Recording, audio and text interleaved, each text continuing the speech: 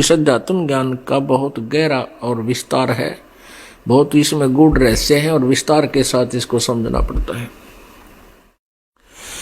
एक सदस्य नाम लिए हुए है घर का और सच्ची नीयत से भगवान के में समर्पित है, उसके कारण पूरा परिवार सुखी रहता है जब तक उसका जीवन रहेगा। बाद में चाहे उन पर बिजली पड़ो, जो नाम नहीं ले रहे अगर, और फिर उसमें क्या है कि जैसे एक परिवार का सदस्य सच्चे दिल से नाम लिए हुए है और सही श्रद्धा कर रहा है और पूरा विश्वास के साथ आधीनी के साथ सब मर्यादाओं में रहता हुआ कर रहा है इस परमेश्वर की सच साधना, तो उसको अन्य परिवार को भी क्रेडिट मिलता है, वो देता है, क्योंकि उसकी आस्था बच्चों में है और वो यही प्रार्थना करता रहता है कि परमात्मा मेरे बच्चों की सुरक्षा करना, मेरे बच्चों की रक्षा करना, इन पर कोई आपत्ति ना आवे, इनको संतान देना।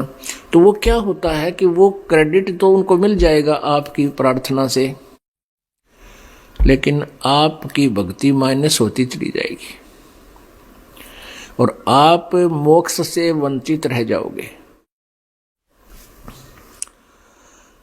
आप जी को चाहिए कि उन बच्चों को भी मार्ग पर लगाओ,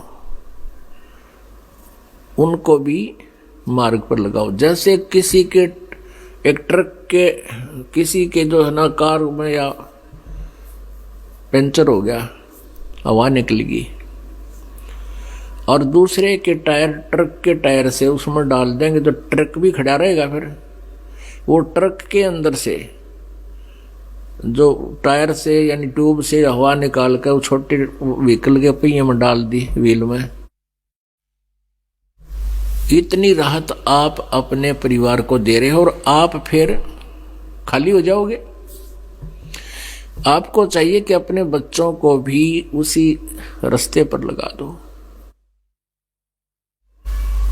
और उनको भी पंप दे दो, भाई अपना रास्ता बता दो कि ऐसे ऐसे यहां से हवा डलवाओ, यानी परमात्मा के नाम का हैंड पंप लेकर के उसका अपने टायरों में हवा डालो, एक दूसरे को ना दो। कहने का भाव यह है कि हमने इस अध्यात्म मार्ग को सुनना है, क्योंकि ऐसे बहुत से प्रमाण हैं। जैसे एक टटीरी थी, टटीरी एक पक्षी था, वो पिछले जन्मों के टायर, उसने पिछले जन्म जन्मांतर की भक्ति की हुई थी, उसके संचित कर्मों में डिपॉजिट थी और फिर उसके ऊपर आपत्ति आई कि उसने टटीरी पक्षी के रूप में वो जन्म था, उसके बच्चे अंडे उसने उत्पन्न कर दिए कुरुक्षेत्र के मैदान में और वहां पर 18 करोड़ सेना इकट्ठी होगी युद्ध के लिए। तब उसने परमात्मा से प्रार्थना की थी, मेरे अंडों की, मेरे बच्चों की रक्षा करना प्रभु। आत्मा से रोई थी वो।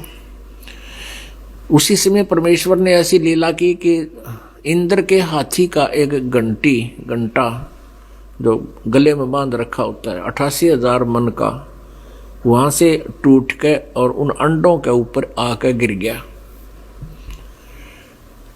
18 करोड़ सेना के आपस में लड़ मरी, अग्निबाण छूटे, लेकिन अंडे सुरक्षित रह गए। तो पुण्यात्मा इस प्रकार वो पुण्यात्मा जो थी, पिछले जन्म जन्मांतर की पुण्यात्मा थी और बीच बीच में हम बहुत सी गलतियां कर देते हैं जिसके दुष्परिणाम भी भोगने पड़ते हैं। वो टटीरी की योनि में दुख पा रही थी। परमेश्वर कबीर जी की शरण में की हुई साधना आपके कई जन्मों तक काम आती है। तो ऐसे उसने अपने संचित कर्मों को भी बर्बाद कर दिया और उन अंडों की रक्षा के लिए वो बच्चे हुए, फिर वो भी मर गए। 5-4 साल के अंदर उनकी मृत्यु, टटीरी भी मर गई। तो इस प्रकार इस काल के जाल को हमने समझना है।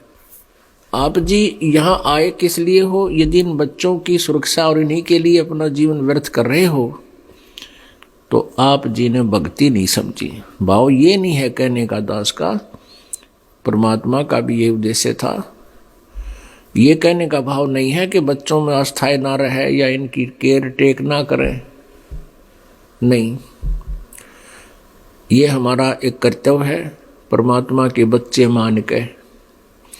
ये हमारे बच्चे नहीं हैं, ये परमेश्वर की आत्माएं हैं, उस धनी के बच्चे हैं और हमारे को सेवा दे रखी है।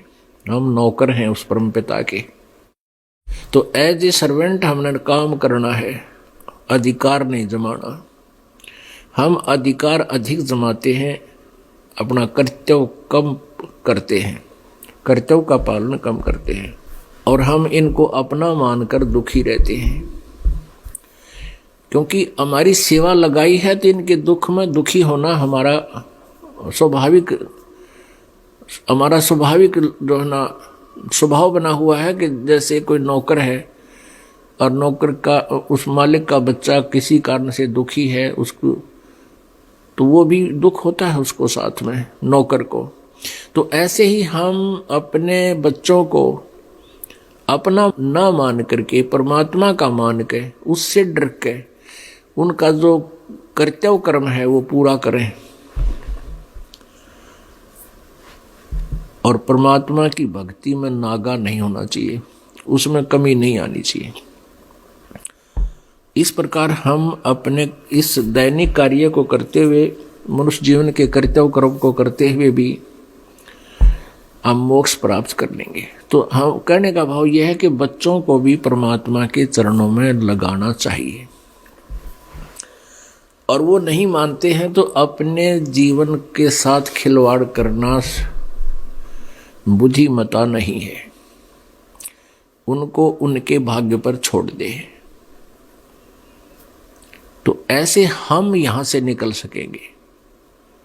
नहीं तो बच्चे नहीं मान रहे हैं, उनका दुर्भाग्य है, कर्महीन है वो तो डूबेंगे, गेल आप जी को भी ले डूबेंगे। इसी प्रकार अगर बच्चे ठीक लगे हुए हैं, माता पिता भक्ति मार्ग को स्वीकार नहीं करते हैं, तो अपनी भक्ति को उन माता पिता के लिए बर्बाद नहीं करना चाहिए। माता पिता का कर्तव्य कर्म जो हमारा फर्ज है वो अवश्य करना चाहिए, उनको प्रार्थना करनी चाहिए, उनकी बुराई छुटवानी चाहिए। कोई हुक्का पीवे है या कोई बीड़ी पीवे है, कोई शराब पीता है, तो हम परमात्मा के बच्चे हो गए, आपको ज्ञान हो गया।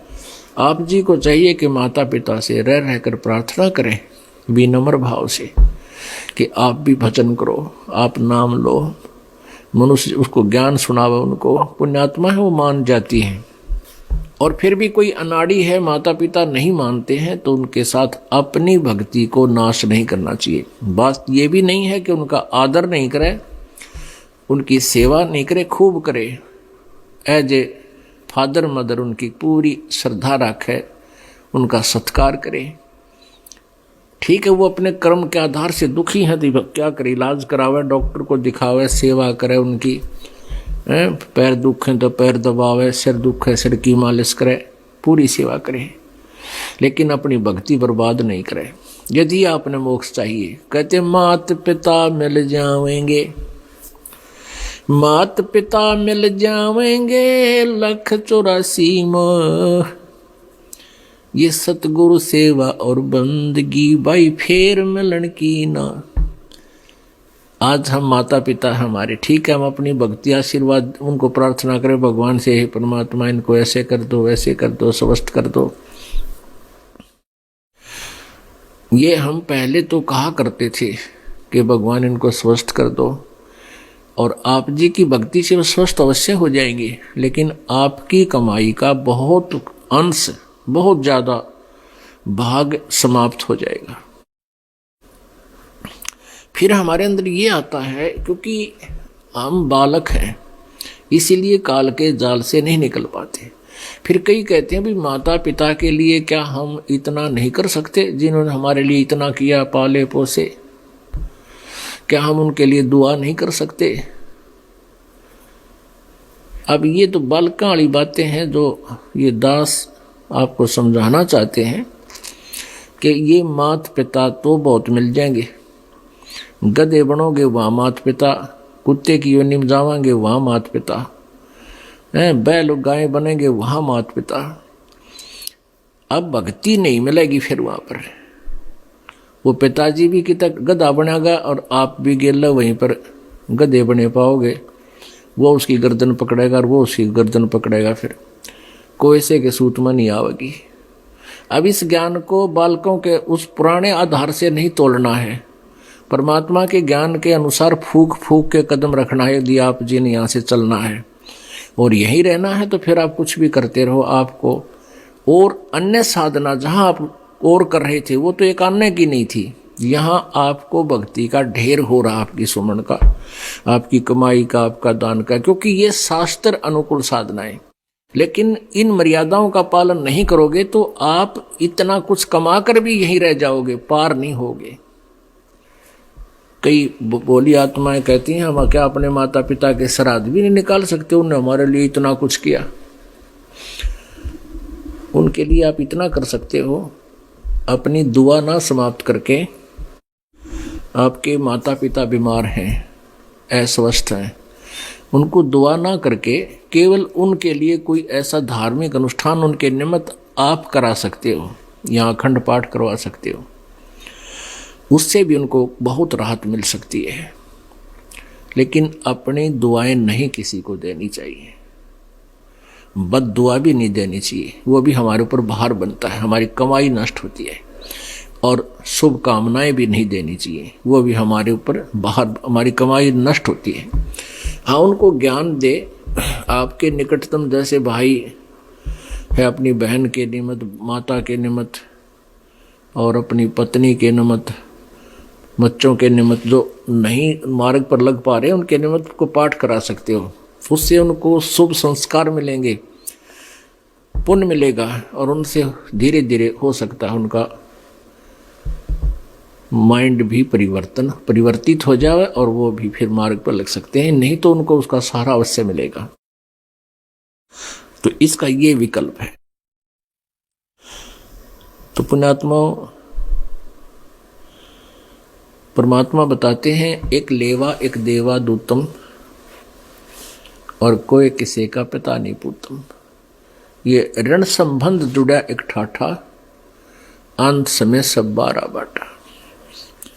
एक जैसे एक बच्चा, एक लड़का इतना लायक है, पिताजी तो दारू पीवे हैं और ताश खेले सारा दिन, बोल रहे तो लड़न न हो जा, और बेटा उसकी सेवा करता है, कमाता है, पिताजी शराब पीता है, तो वो पिताजी उस पुत्र से पिछले जन्म में लिया हुआ किया हुआ जो कुछ उसका अपना प्राप्त कर रहा है।